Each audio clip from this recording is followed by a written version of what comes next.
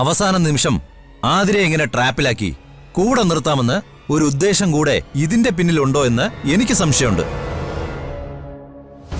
അതിന്റെ സത്യം എന്താണെന്ന് അവന്തിയിൽ നിന്ന് തന്നെ അറിയണം. അവന്തിയെ ഞാൻ വിളിപ്പിച്ചിട്ടുണ്ട്. ആര്? അവന്തിക മേഡം. അവന്തികയോ? അതെ സാറേ, അവന്തിക മേഡം പറഞ്ഞിട്ടാ ഞാനിതെല്ലാം ചെയ്തത്. കനകാംബരൻ പിരിച്ച വലയുടെ അറ്റത്ത് പിടിച്ചിരിക്കുന്ന കൈ എന്റേതാണെന്ന് അവർക്കറിയില്ല. മേഡം എന്റെ കൺ കണ്ട ദൈവമാണ്. മേഡത്തിന് വേണ്ടി ഞാൻ എന്തും ചെയ്യും. സ്വർഗത്തിൽ പോയി താമസിച്ചാലും അവളുടെ കുടുംബത്തിന് ഒരിക്കലും സന്തോഷം കിട്ടില്ല. 2 പെൺമക്കളിൽ ഒരുത്തി കുടുംബം വിട്ട് ഇറങ്ങിപ്പോയി. മറ്റവളുടെ മാനം കൂടി കപ്പൽ കയറിയ ആ തള്ള പിന്നെ ജീവനോടെ ഇരിക്കില്ല. അവളുടെ നാശം അല്ലെങ്കിൽ ആത്മഹത്യ. അതോടെ സച്ചിയുടെ കുടുംബത്തിന്റെ അടിവേരളകും.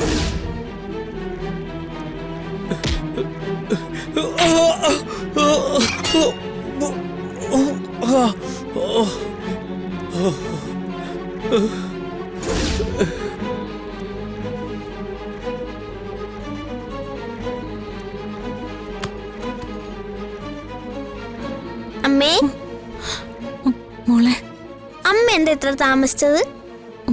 അമ്മയ്ക്ക് കുറെ ജോലി ഉണ്ടായിരുന്നു മോളെ.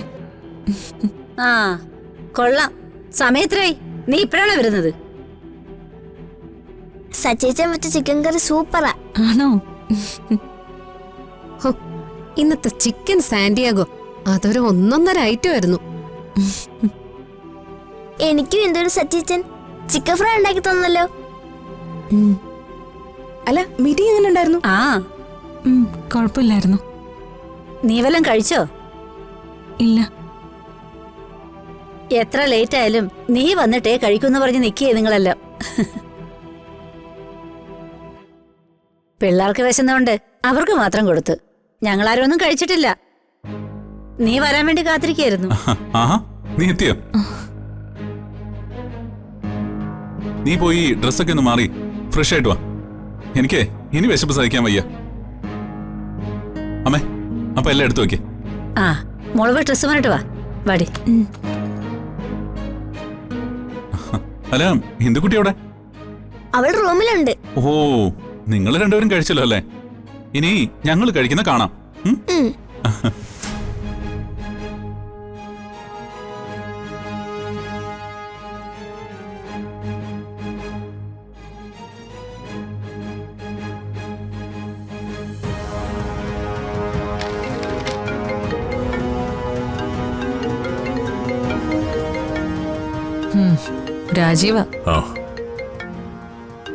രാജീവ് കനകാംബരനെ ഇടിച്ചു പിഴിഞ്ഞു കാണും. അതിന്റെ തിളപ്പിലായിരിക്കും ഇപ്പൊ ഈ കോള്. എന്തായാലും ഫോൺ എടുക്ക, എന്നിട്ട് ഒന്നും അറിയാത്ത പോലെ സംസാരിക്കേ. ഹലോ, എന്താണ് പതിവില്ലാത്തൊരു കോള്? അവന്തിക ഉടനെ പോലീസ് സ്റ്റേഷൻ വരെ വരണം. എന്തിന്? എന്നെ കാണാനാണെങ്കിൽ നിങ്ങൾ ഇങ്ങോട്ട് വരണം. അങ്ങോട്ട് വരുന്നതിൽ എനിക്ക് വിഷമമൊന്നുമില്ല. പക്ഷേ ആ വരവിൽ ഒരു കൈവലം കൂടി കാണും ഞാൻ അവിടെ എത്തുമ്പോ. എന്നെ കൊണ്ട് അത് ചെയ്യിക്കണോ? 1 മണിക്കൂർ സമയം ഞാൻ തരും. അതിനകം വന്നില്ലെങ്കിൽ പിന്നെ ഞാൻ അങ്ങോട്ട് വന്നോളും. എന്താ, അത് മതിയോ? ഞാൻ വരാം.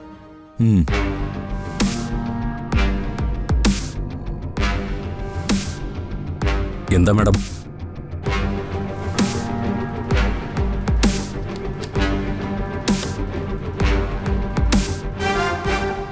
പോലീസ് സ്റ്റേഷൻ വരെ ചെല്ലണമെന്ന്. ഇല്ലെങ്കിൽ കൈവലങ്ങുമായിട്ട് അയാൾ ഇങ്ങോട്ട് വരുമെന്ന്.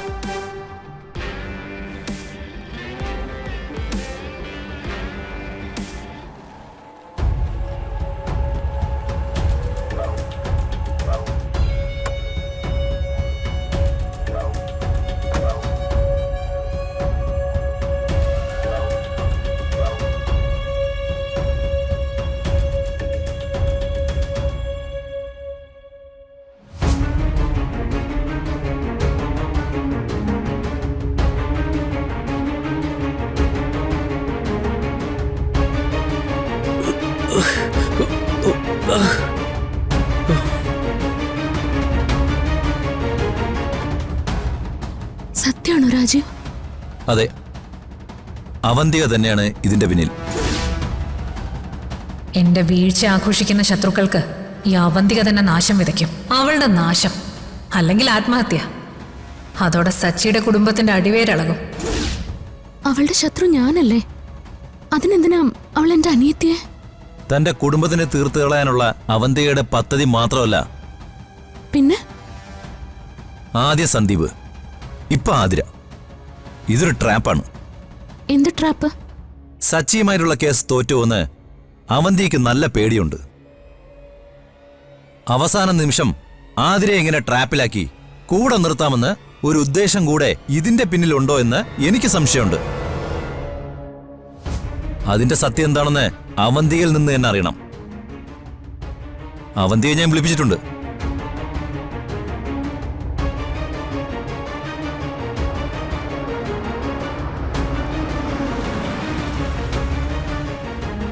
മൂർത്തി കാറിൽ തന്നെ ഇരുന്നാ മതി, അകത്തേക്ക് വരണ്ട. കനകാംബരനെ ഇടിച്ച് സമ്മതിപ്പിച്ച് ഇത് മാഡത്തിന്റെ തലയിൽ വെച്ച് കെട്ടാൻ അയാൾ പരമാവധി ശ്രമിക്കും. എന്ത് വേണമെന്ന് എനിക്കറിയാം. അവന്റെ കെണിയിലൊന്നും എന്നെ വീഴ്ത്താൻ പറ്റില്ല.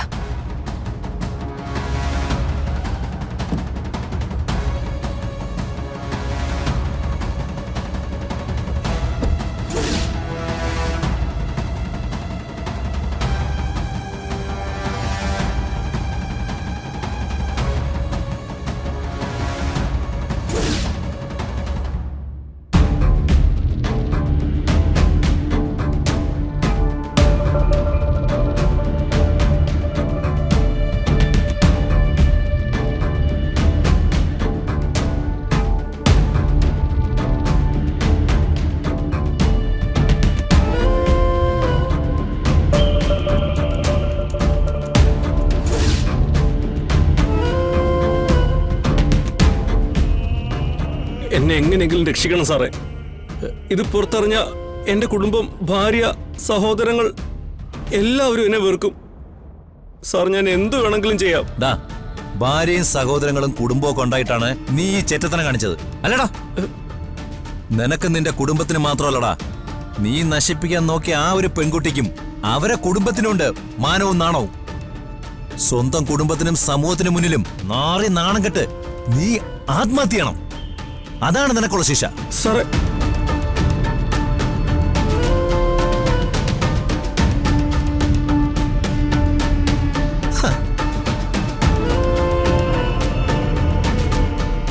വരണം വരണം അവന്തിക മേഡം, ഇരിക്കണം. ഇരിക്കാനും വിശേഷം കേൾക്കാനും ഒന്നും അല്ല ഞാൻ വന്നത്. എന്നെ വിളിപ്പിച്ച എന്തിനാന്ന് പറഞ്ഞാ മതി. മേഡം, എന്റെ ദേഹത്ത് യൂണിഫോം കയറിട്ടെ ഏതാണ്ട് 10-15 കൊല്ലമായി. ആരെ എപ്പ എങ്ങനെ കൊണ്ടുപോകണമെന്ന് എനിക്ക് നല്ലപോലെ അറിയാം.